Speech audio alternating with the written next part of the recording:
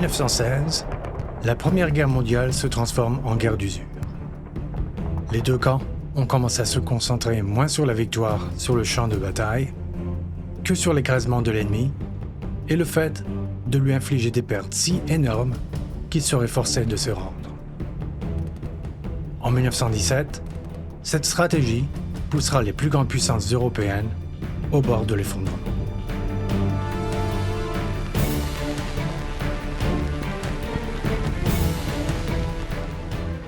L'Allemagne sait qu'elle perdra une longue guerre d'usure contre les Alliés, qui disposent de plus grandes ressources. Ses dirigeants prennent donc à Paris. Ils reprennent la guerre sous-marine sans restriction, croyant que leurs sous-marins peuvent couper les importations alimentaires britanniques par voie maritime et affamer le pays jusqu'à ce qu'ils se rendent dans les 6 mois.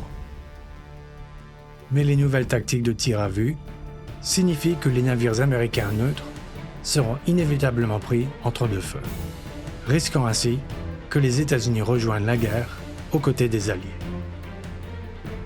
À peine 2 jours après le début de la campagne, le SS Housatonic, un bateau à vapeur américain transportant le blé de Galveston au Texas vers l'Angleterre, est coulé par un sous-marin. Les Britanniques transmettent alors au gouvernement américain un télégramme qu'ils ont intercepté du ministre allemand des Affaires étrangères, Arthur Zimmermann, à l'ambassadeur d'Allemagne au Mexique. L'Allemagne encourage le Mexique à attaquer les États-Unis si les États-Unis et l'Allemagne finissent par entrer en guerre. Le soi-disant télégramme Zimmermann exerce encore plus de pression sur le président américain Wilson pour qu'il déclare la guerre à l'Allemagne.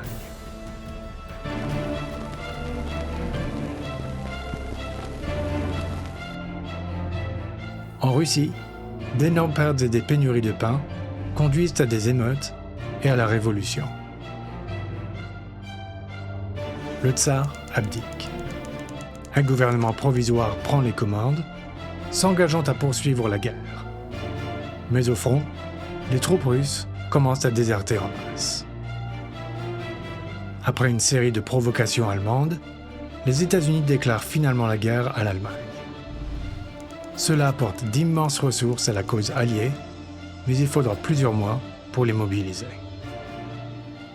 Et le pari allemand d'une guerre sous-marine sans restriction pourrait encore s'avérer payant. Avril est le mois le plus réussi de la guerre pour les sous-marins. Il coule 886 000 tonnes de navires alliés, soit une moyenne de 17 navires par jour, tous remplis de nourriture et de fournitures d'urgence. Le Royaume-Uni sera confronté à la famine si les sous-marins ne sont pas bientôt vaincus.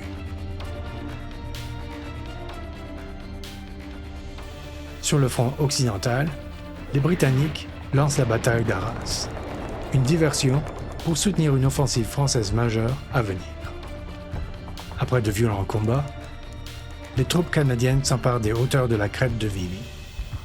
C'est une victoire alliée limitée, mais qui coûte 150 000 victimes alliées contre 130 000 allemandes. Au-dessus des tranchées, la première guerre aérienne a atteint de nouvelles dimensions de sophistication et de fragilité. Les avions de reconnaissance sont essentiels pour repérer les positions ennemies et diriger les tirs d'artillerie sur elles. Les avions de reconnaissance, ou chasseurs, tentent de les abattre avant qu'ils ne puissent exécuter leur mission. De nouveaux modèles d'avions sont développés tous les quelques mois. Mais ce printemps-là, la supériorité des avions allemands entraîne de lourdes pertes alliées lors de ce qui est désormais connu sous le nom d'Avril sanglant.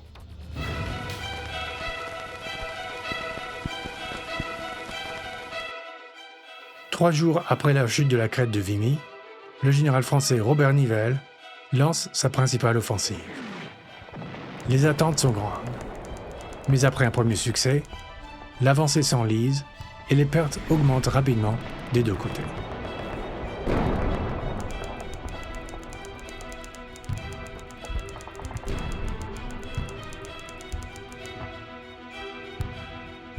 Les pertes apparemment insensées provoquent l'effondrement du moral de l'armée française.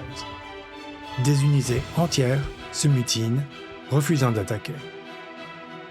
le général Nivelle est limogé de son poste de commandant en chef français et remplacé par le général Pétain, héros de Verdun, qui promet de ne plus entreprendre d'attentats suicidaires. Cet été-là, sur la crête de Messine, les Britanniques creusent un tunnel sous les lignes allemandes et font exploser 19 énormes mines sous la position ennemie. Il s'agit de la plus grande explosion artificielle de l'histoire à ce jour, et elle ouvre la voie à une victoire britannique brillante, mais très localisée.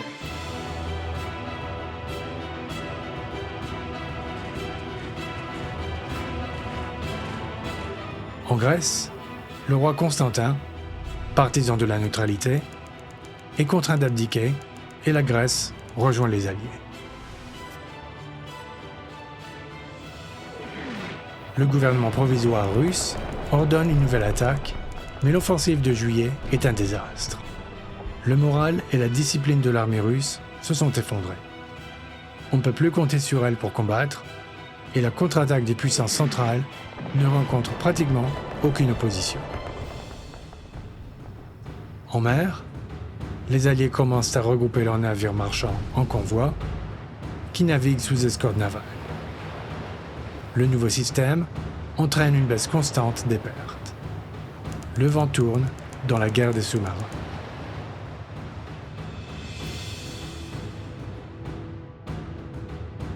Alors que le mécontentement à l'égard de la guerre grandit en Allemagne, le Parlement allemand, le Reichstag, adopte une résolution de paix appelant à une paix de compréhension et de réconciliation. Elle est ignorée par le haut commandement allemand, qui dirige désormais le pays comme une dictature militaire. En Belgique, les Britanniques lancent leur grande offensive de 1917, la troisième bataille d'Ypres. On se souviendra d'elle sous le nom de Passchendaele. Les bombardements intenses, la pluie et les canaux d'irrigation détruits transforment le champ de bataille en une mer de boue. Dans ces conditions impossibles, tous les espoirs de percer s'évanouissent rapidement. L'attaque est annulée au bout de 3 mois, date à laquelle les Britanniques ont subi 240 000 victimes, les Allemands 200 000.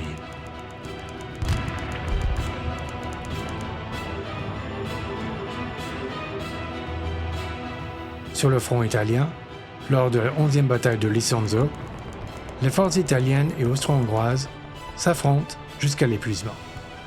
Il y a 150 000 victimes italiennes, 100 000 austro-hongroises.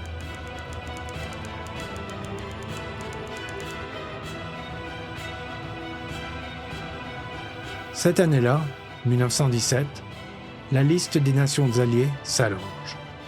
Le Brésil, le Libéria, la Chine et le Siam déclarent tous la guerre à l'Allemagne à la suite d'attaques de sous-marins allemands ou pour s'attirer les faveurs des Alliés.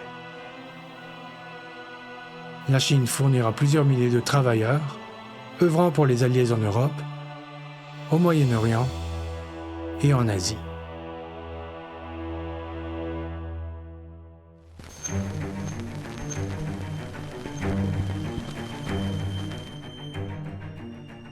Cette année-là, au Moyen-Orient, les forces britanniques vengent leur humiliation de 1916 à Kout en battant les Turcs ottomans et en marchant pour occuper Bagdad. Les forces britanniques en Égypte avancent à travers le désert du Sinaï, mais sont repoussées par les forces ottomanes lors des premières et deuxièmes batailles de Gaza.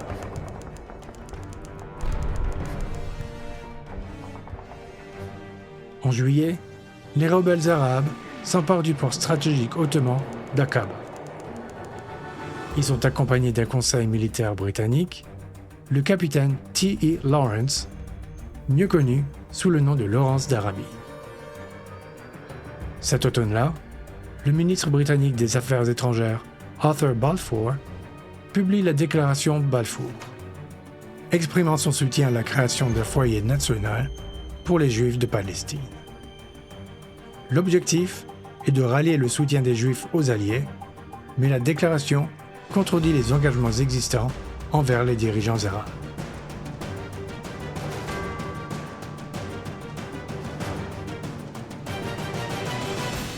En octobre, les Britanniques gagnent finalement à Gaza, ouvrant ainsi la voie à une avancée en Palestine. 6 semaines plus tard, le général Allenby mène les troupes britanniques à Jérusalem, mettant ainsi fin à 400 ans de domination ottomane.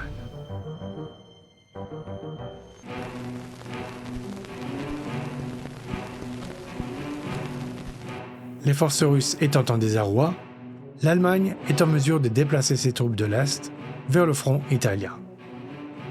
Lors de la bataille de Caporetto, elle contribue à écraser l'armée italienne, avançant de 112 km et faisant 250 000 de prisonniers.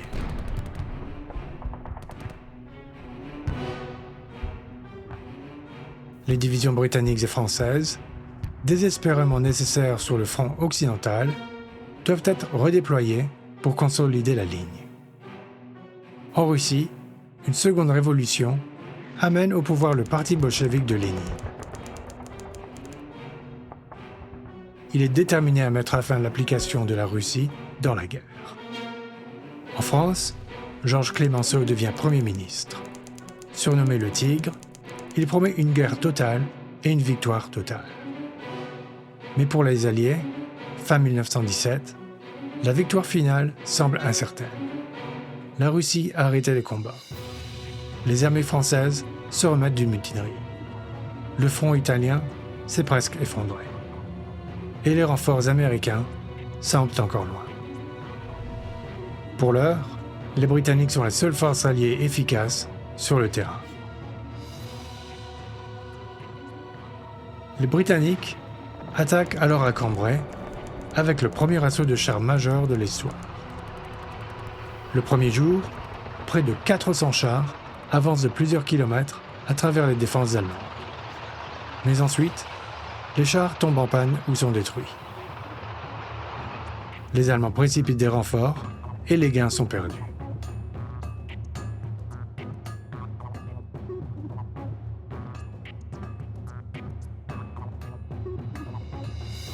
La Finlande déclare son indépendance de la Russie. La Roumanie, isolée par l'effondrement russe, signe un armistice avec des puissances centrales. 6 jours plus tard, la Russie signe également un armistice. Le front oriental allié n'existe plus.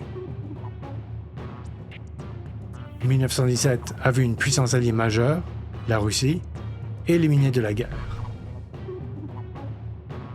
Mais avec l'arrivée d'un nouvel allié, les États-Unis.